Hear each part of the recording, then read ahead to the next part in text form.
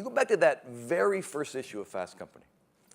And one of the first articles in our first issue was a really funny piece by a guy named E.F. Borish.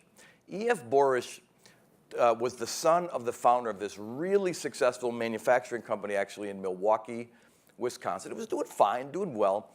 He took it over from the old man, and he had all kinds of, I think, really intriguing ideas about new ways to connect with customers, new markets to enter, new ways to organize work at the company. And every time he would try to introduce one of these ideas, he'd get resistance, pushback, objections from his colleagues, and it started to drive him crazy. So he decided to sit down and write an article that we published called 50 Reasons Why We Can't Change. And there was no introduction to the article, no conclusion to the article. It was just literally a numbered list from 1 to 50 of all the objections to change he had heard from his colleagues. And what was funny about it was all of the specific objections kind of contradicted one another. So number one was, we've never done anything like this before. Do we have the guts to do it? Number two was, didn't we try this 3 years ago? I don't think it worked. Why would we do it again?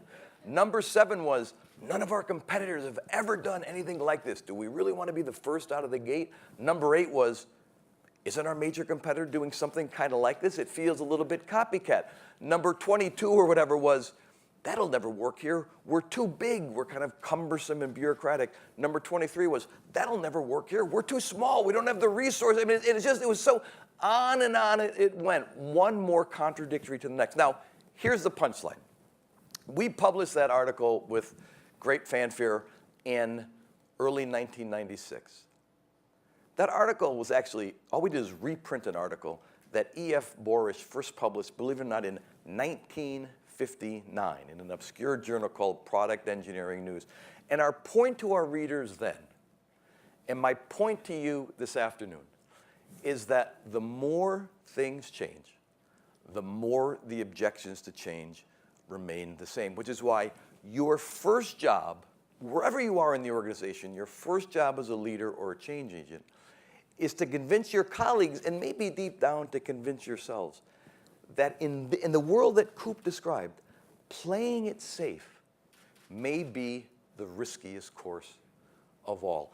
Change begins to happen when people finally conclude that the risk of trying something new is less than the cost of clinging to what's worked in the past. That is a big shift in mindset, but it's the mindset that lets you go about the business of inventing the future.